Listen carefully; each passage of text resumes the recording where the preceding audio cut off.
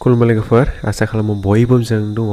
दिनै जोङो गोदान न'नि सार्भे खालामनाय दा PMAY नि मोनसे सार्भे खालामदों दा बे मोनफ्रोमबो गामि एबा एरियायाव दा बेखौ सार्भे खालामनाय जादों दा बेनि सोमोन्दै जोङो फुल डिटेल्सआव सावरायगोन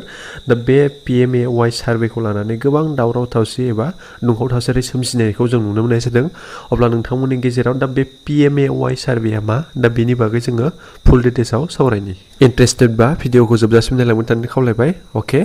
PMAY नि मोनसे फुल फर्मा जाहैबाय प्रधान मंत्री आवास योजना दा बे जाहैबाय मोनसे सेन्ट्रेलनि मोनसे स्किम दा जायनि गेजेरजों माने मोनफ्रोमबो माने गामि ओनसोलनि न' एबा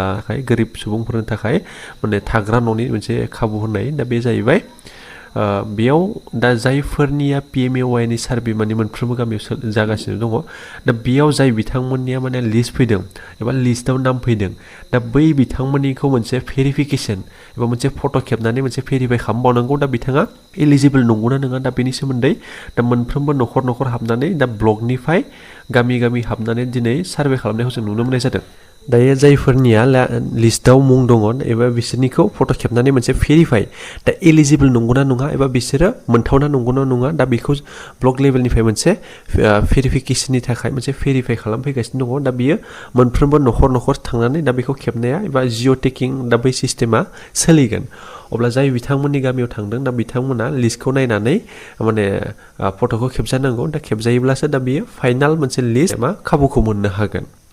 अब्ला नोंथांमोना नोंथांमोननि गामियाव थाङोब्ला दा लिस्टखौ नायनायनि उनाव नोंथांमोनाबो दा मोनफ्रोमबो गामियाव दा बेखौ खेबजानांगौ खेबजायोब्लासो दा बेयो फाइनाल मोनसे भेरिफाइ जागोन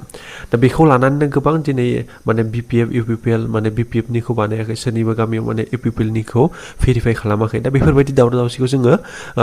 गोबां सर्सनि गेजेरजों मोननाय जादों अब्ला नोंथांमोना भिडिअखौ जोबजासिम नायलां दा नायनानै नोंथांमोना नुनो मोननाय जागोन दि दा गामि लेभेलाव माबायदि मोनसे दावराव दावसि जाबाय थादों दा बेखौ नोंथांमोना नुनो मोननाय जागोन স্যার এহেতেটো উৰাং মৌজাৰ হয় কৰি থৈ যাওক একেবাৰে উৰাং মৌজা হলে লিষ্টটো ইয়াত নাথাকে তাত নাম আছে তো এহেতৰ ইয়াত নাই তো এইটো বালি গাঁৱতে ফালে গেল আপুনি চাই দিয়ক এবাৰ আছে নে নাই চাব পাৰে আছে আমাৰ আছে আপুনি তো লিষ্টটো চাবই দিয়া নাই আকৌ আমাক তাতেতো আছে আমি চাইছোৱে লিষ্টটো কিয় নিদিয়ে চাব এতিয়া আছে ইয়াতে লিষ্টৰ নাম আছে 910 এতিয়া ইমান মানুহ ৰৈ আছে কাৰো পৰা নাই 152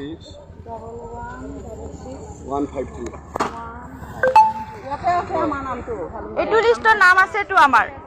তহন্দি এতিয়া কলে আমাৰ নাম আছে বেলেগ তহন্দি নাম আছে তহন্দি লিষ্ট ইয়াতে আছে থাকা নাথাকিয়া লাগে তহন্দি নিজে কলি এতিয়া আমাৰ নাম লিষ্টত আছে নামত যদি লিষ্টে আছে এতিয়া আমাক লিষ্টটো চাব দিয়ক আৰু জিঅ টেকিং কৰি থৈ যাও এইটো বিধবা মইটো বান্ধি এইটো বিধবা এইটো দুখীয়া এইটো বিধবা মালিশা গাঁও গৈছে আমাৰ খিনি কৰি যাও একেবাৰে লিখি বেটা আমাৰ লিষ্টৰ নাম আছে কৰি যাও আমি কালি আহিলে ভিডিঅ'ত যাম তাকেতো এতিয়া আপোনাৰো হাজবেণ্ড নাই আপোনাক কিয় ফটো উঠোৱা নাই এতিয়া UPPL পাৰ্টি বুলি যদি ফটো নুঠায় এইটো কেনেকে হ'ব সেইটোতো আছে তাত আছে তাৰ লিষ্টখন আছে আৰু চাওক এই লিষ্টটো চাই হেনে কিবাটো চাই হেনে সেইটো ফটোকে চাইছে এতিয়া বিপিএফ দেখি যা এইবিলাক মানুহ এয়া ফটো নুতুলাকে গ'ল এখানে এমএলএর কোনো ফাংশন নাই কোনো কিবারো ফাংশন নাই এটা হলো ডেভেলপমেন্টের কাজ যার জিওটা হয়ে গেছে ওটা চলে গেছে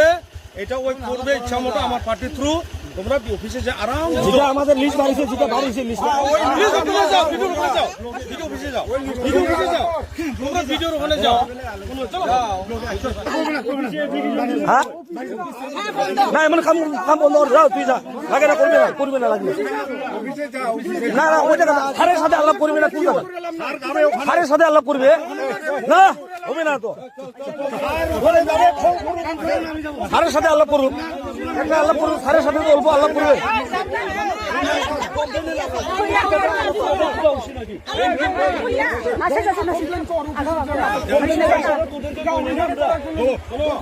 নিয়মটা এরকম না নিয়মটা আমরা তো স্যারের সাথে আলাপ করছি না। আগে কথা শুনো, এখানে এমএলএ এর কোনো ফাংশন নাই, কোনো কিবারও ফাংশন নাই। এটা হলো ডেভেলপমেন্টের কাজ, যার যেটা হয়ে গেছে ওটা চলে গেছে, এটা ওই করবে ইচ্ছা মতো আমার পার্টির থ্রু। তোমরা অফিসে যে আরাম যেটা আমাদের লিস্ট বাড়িছে, যেটা বাড়িছে লিস্ট যাও, ভিডিও অফিসে যাও, ভিডিও অফিসে যাও, ভিডিও অফিসে যাও, তোমরা ভিডিওর ওখানে যাও। না না স্যার, স্যারের সাথে কি বলে, স্যার কি কয় না স্যার এমন করে হলে তো স্যার একবার তো স্যারের লোকে আলাপ করেন তো নাকি? ভিডিও